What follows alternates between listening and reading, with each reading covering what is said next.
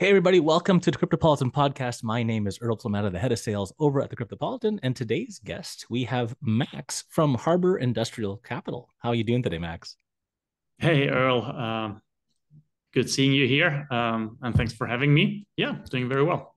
Absolutely. Well, let's just dive right in. The first question is tell us about Harbour Industrial Capital and try to keep it simple for the lay folk. Well, for sure. I mean, we're a private VC fund, a crypto VC fund with a Mm. very heavy focus on Polkadot. So we started about 3 years ago. Obviously, invested our own capital after being part of the Polkadot private sale. Mhm. Then more and more people started to join us, and we're like, "Oh, that sounds like a good strategy. Polkadot is really interesting. Right. Can we become part of that?" And then more and more people joined. We set up a fund, and over time, we became closer and closer to the Polkadot ecosystem, which I would really argue is probably the most undervalued ecosystem in the crypto space at the moment. It's also a bit of a Okay. contrarian trade. It's one thing that is very much like under the radar at the moment. But we believe that there is huge upside there, that there is a mismatch between the tech stack of Polkadot and the current market cap. And that's why we decided to focus on it. Fantastic. Well, I know I'm staking some stuff on the Polkadot platform as well. So I do Very own some well. as well personally. So I'm a believer as well. So just curious, what I agree that it might be undervalued. What are your thoughts behind that? What makes it undervalued? Well, look, I mean,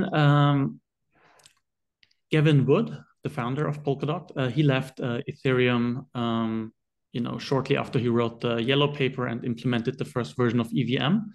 Right. So he's very much a co-founder of Ethereum, but then decided to leave the To switch Ethereum gears. project Yeah.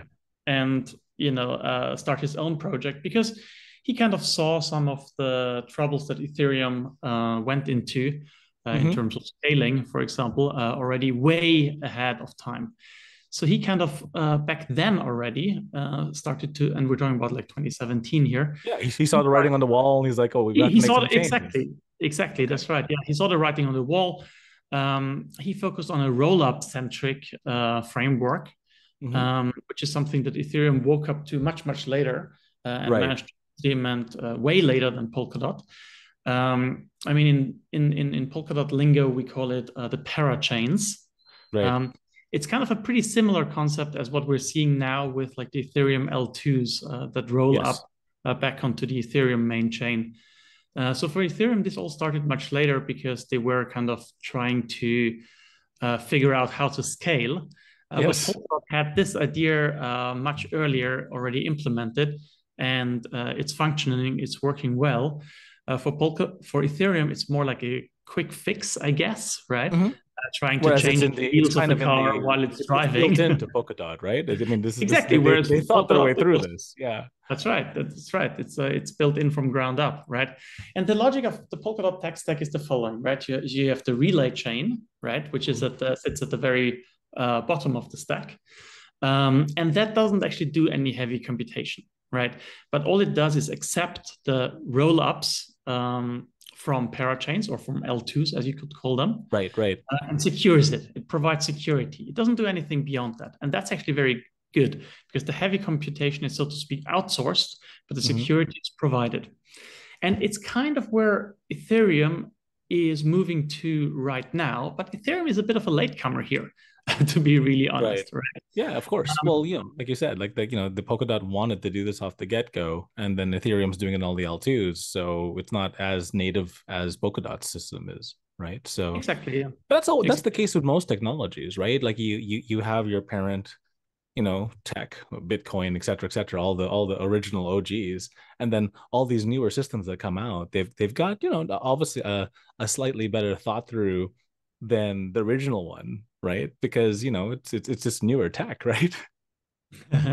Yeah, that's exactly right. Yeah, I mean, it's sometimes it's referred to as a third generation blockchain.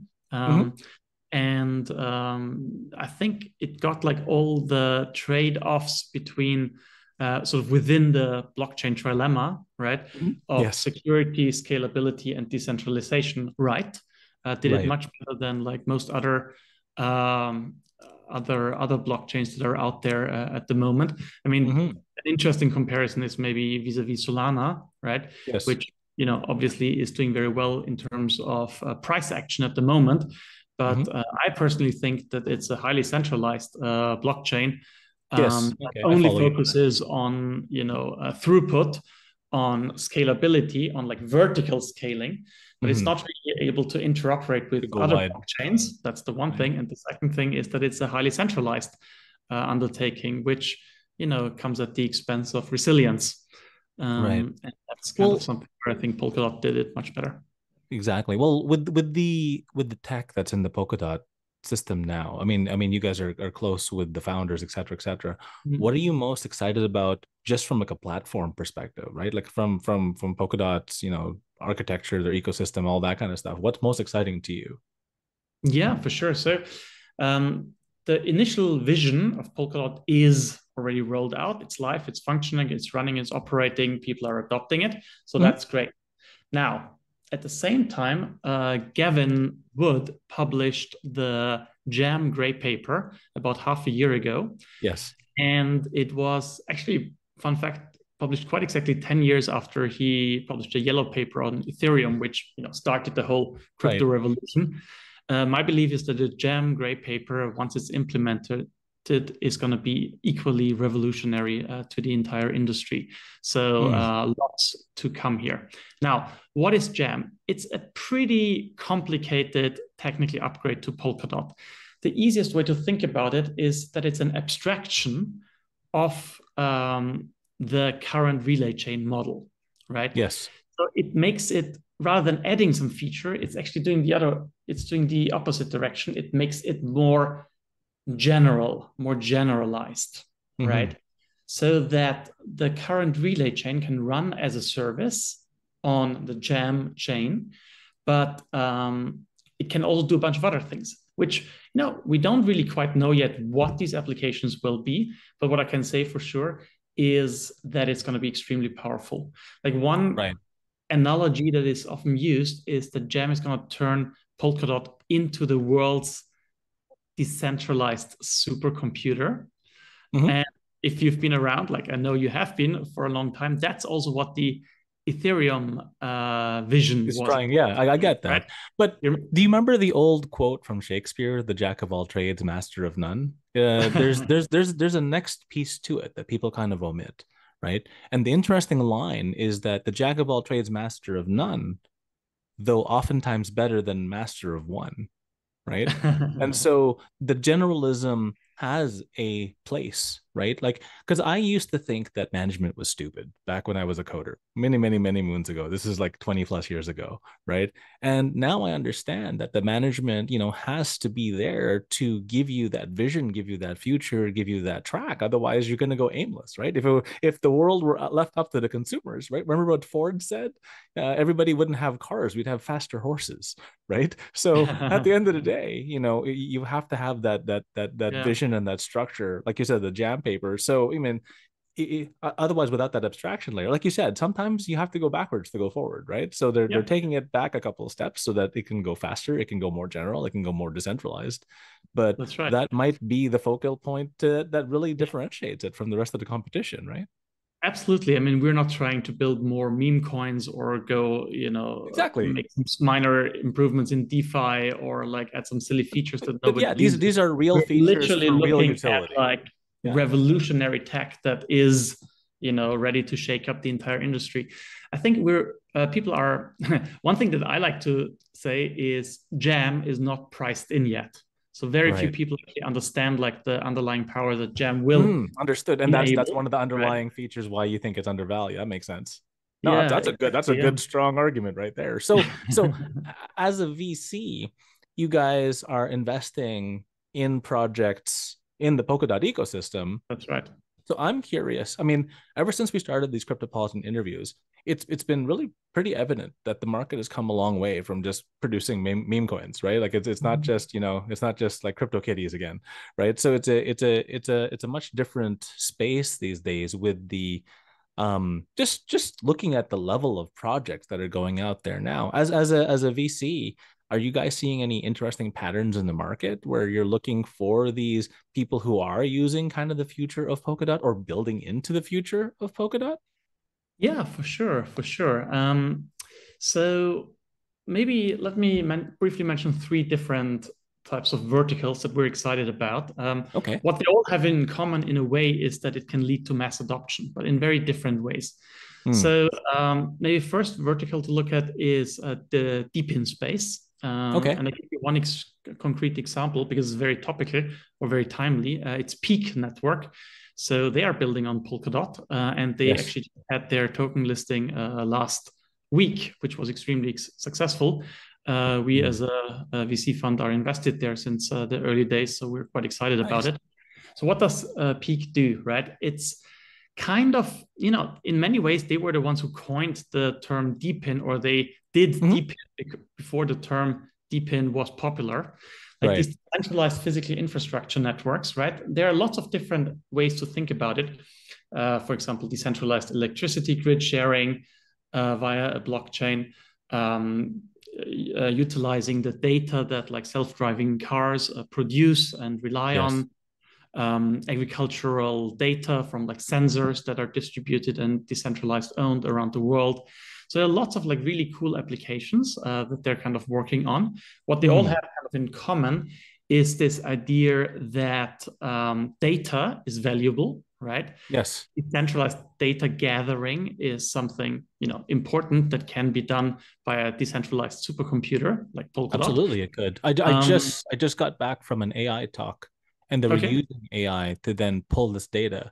But the problem with it, like you were just alluding to, is because it's still centralized, right? So decentralizing the data and then allowing other governments to utilize it, other communities to utilize it, bless you, Yeah. is kind of where it's at, right? So I mean, because right now as it stands, the data that you're talking about is important, and people don't realize that Yeah. a lot of the decisions that are made out there are made by politicians who don't necessarily have access to the data, 100%. right? So it's valuable because, where do you put the next traffic light? Where do you build the next hospital? Where do you stick the next school, right? And right now what's happening is that they're just doing this. And they're like, yeah, I don't know which way to go, and it's whichever way the wind blows. And so Yeah. I agree with what you're saying. Like the data Yeah. that's coming out of these things is super important, and we should be Yeah. making better decisions with this, right? Yeah, yeah. No, 100%. I mean, so that's like one vertical that we're super excited about, like the whole deep Fantastic. interface. The Yeah. second vertical that I'll briefly mention is gaming, right?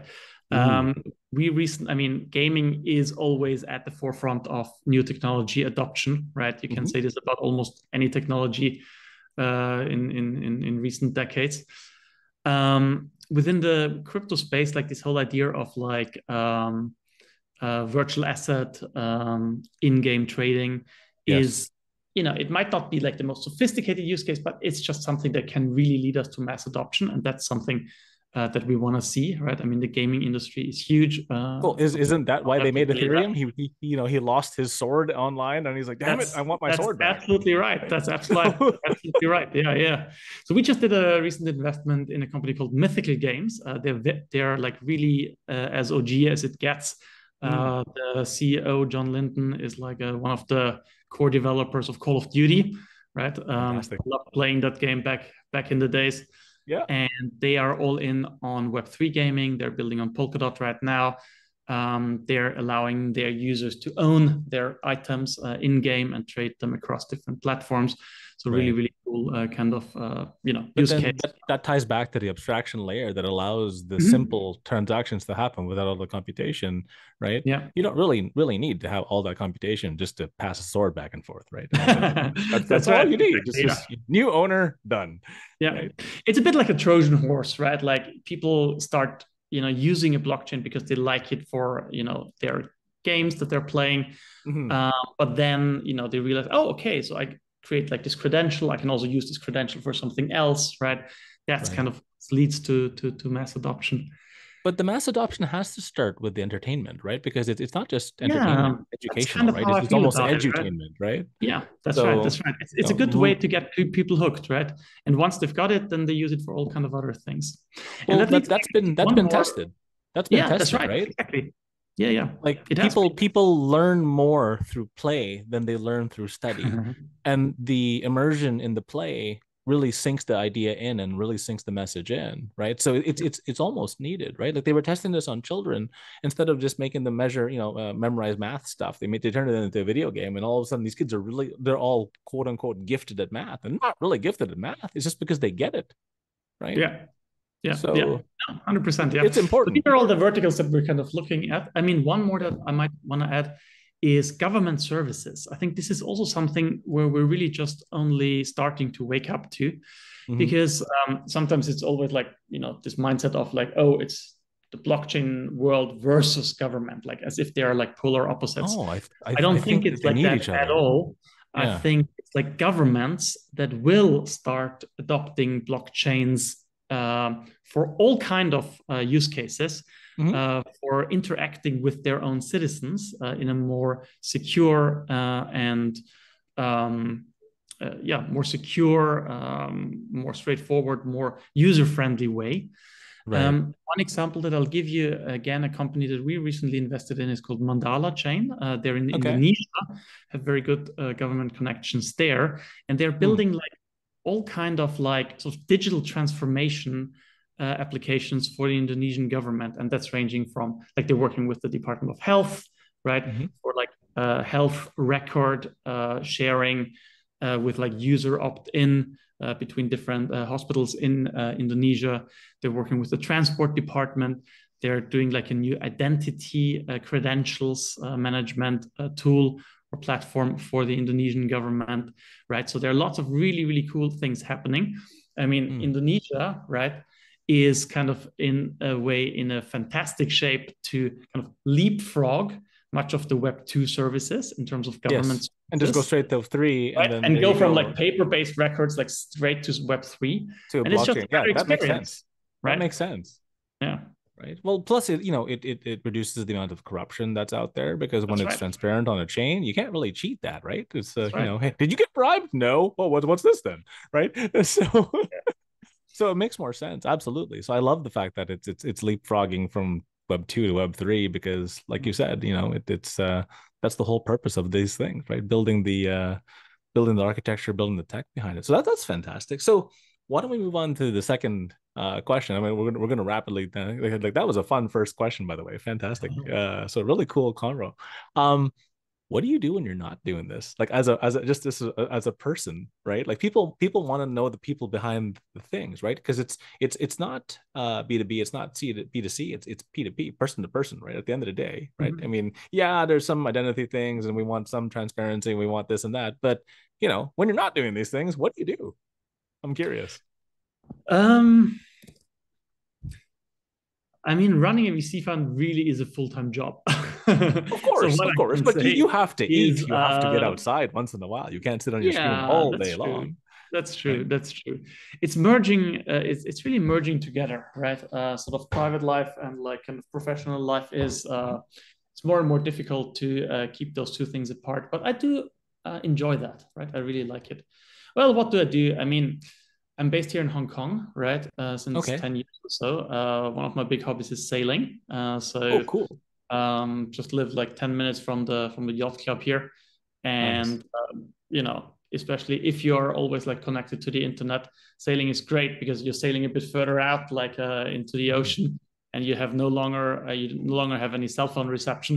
So that's actually a really nice So thing it to just get forces you. away. It kind of forces you to switch off and just like focus on the nature, focus on the wind, and kind of not receive like a million telegram messages Right. per That second. makes sense. So that's No, I a mean really that's nice a cool thing. I benefit. mean, even Einstein used to go for a walk just to clear his head. I Yeah, don't know if you saw exactly. the brain scans, right? Like they actually started to prove that, when you go out into nature, whether it's into the forest, going for a walk, going for a sail, right? Yeah, It allows your mind to actually rest, yeah. recuperate, regrow, and then you A get lot new of famous ideas. people. Steve Jobs is the other one, right? He took all his meetings in walking. Absolutely. I do the same thing. I actually have there's a trail nearby here. I'm like, you want And to meet I'll him? tell you Come. another fun fact about me. So, or about kind of related to the fund, right? So, I'm running this fund together with my co-founder Mario, Mhm. and I remember it was during COVID times that we went hiking a lot, right? Because that's the Yeah. only thing could do, That's right? something Go you're out allowed to do, to right? country parks, go hiking, right? And it was exactly on a hike and down to the beach, down to Repulse Bay, which at that point was completely cut off, like corded off. It was during that time that we came up with the idea of the fund, right? Oh. And because back then I was working in a corporate job, right?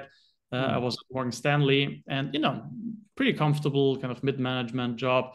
Not too Right. high up, not too Okay. further Too high is too down stressful. below. Yeah. Yeah, exactly, right. And it was actually quite a comfortable job. But it was then during this hike that we thought, like, well, actually, we could do something there, right?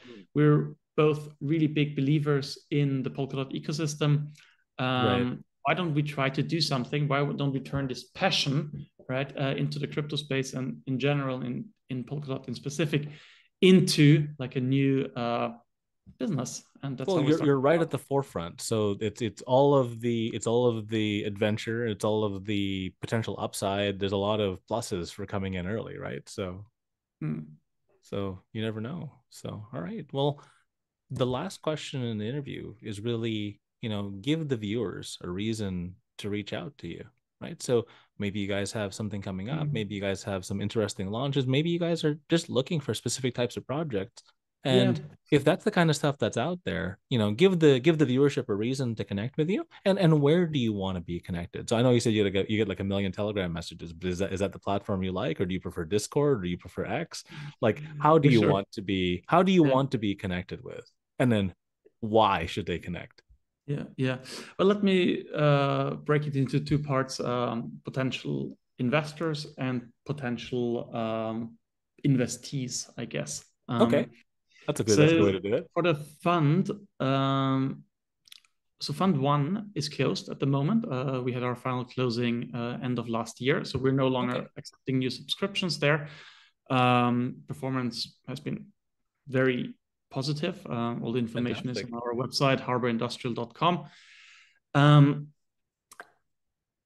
because of this success, we decided to launch a second fund, and we're just in the Okay, process of raising capital for that. So Fund One was $10 million. For Fund Two, we are targeting to raise $100 million. So it's a 10x increase from the Fund One. The foundation, the Web3 Foundation, is coming in as a strategic investor, and we have a bunch of other private LPs. So, we're not really open for retail investors because of licensing, but professional investors, family offices, fund of funds are very welcome to reach out to us if they okay. if they would like to be part of this journey. As I said, I mean, we're 100% focused on the Polkadot ecosystem, and it tends to be the best way to get exposure to this entire ecosystem, Mm-hmm. getting the beta of Polkadot and the alpha that we do through our selection of the projects that are building in the space. So I guess Fantastic. that's kind of the one bucket of people who might be interested in reaching out to us. And the second bucket is obviously projects that are either already building on Polkadot or that are considering Polkadot, right? Mm. And so we do get a lot of interest at the moment from projects that are maybe building on other ecosystems, on Yes, Ethereum, on some of the L2s. but Uh, maybe they can build a bridge to Polkadot, and then that exactly, way they have, yeah, exactly. exactly, right? So, Exactly. So, for example, we have Hyperbridge, right, which is like a fully non-custodial, trustless bridge mhm. between Polkadot and the Ethereum L2s. What you really want as a project, right, is cheap, fast, and secure block space, right? And that's Okay. kind of what Polkadot provides. It's not really so much about the branding, in my opinion. Oh, I really want to be on Arbitrum. Oh, I really want to be on Polygon, right? Mhm. That doesn't really like give you that much. Your users just want to have like fast execution. Yes. They want to have quick finality, cheap, or very low fees, right? That's what users really care about. Well, The then, yeah, underlying tech with the doesn't lower really matter gas, that much, yeah, right? well, with But it lower is our gas fees strong mean belief that, yeah, people can do exactly, more, right? exactly. They can do more. They can do more sophisticated applications. And when it comes to these things, I think Polkadot by far provides the best package. And Mm. that's why we see more and more projects moving over to Polkadot. I mean, one project that I just mentioned, Mythical Games, huge gaming Yes. studio, right? They were on Ethereum in the past. They were on some of the L2s in the past, but they couldn't provide them with enough and fast transactions, enough block space that could onboard all of their users, the millions of users that they had. So that's why they decided to move over to Polkadot, right? And we're seeing more and more of these people like moving over because it is a technologically superior blockchain, and it is a fantastic environment in which people can build. So I mean, if you are a project building somewhere else and you're not quite happy with the tech stack, if you're looking for an upgrade, right?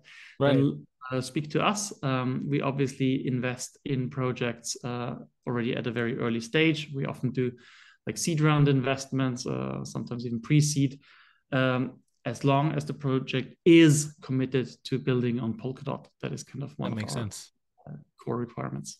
So if you fit into category 1 or category 2, bucket 1, bucket 2, how do you want to be reached out to? Just to hit up the website and hit contact, or do you have like that's a actually special? a great way. Hit harbourindustrial.com. We have like a contact form there. The other obvious channel is X. So we are Harbour_IND_cap.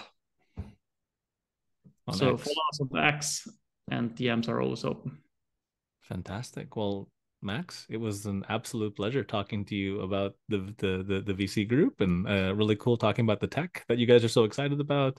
And I like that you're focused on the Polkadot ecosystem. That makes life easier, right? Like you're really putting it in for the future, right? So I mean that's a really cool thing, and I like what you guys stand for. That's really neat. Exactly. I mean, if you're running a VC fund, there's no point like focusing on what's happening today, right? But it's all about like future projections, right? Where is the technology going to move? And yes, there are other blockchains that have a higher market cap at the moment. But if you look at the trajectory, then Polkadot is probably the one that you want to watch. Right. Absolutely. Like you said, I also believe it's undervalued. I think you guys are making a really good decision here. I'm looking forward to the future of, I guess, both the VC fund and the Polkadot ecosystem. Thank you so much for being on the show.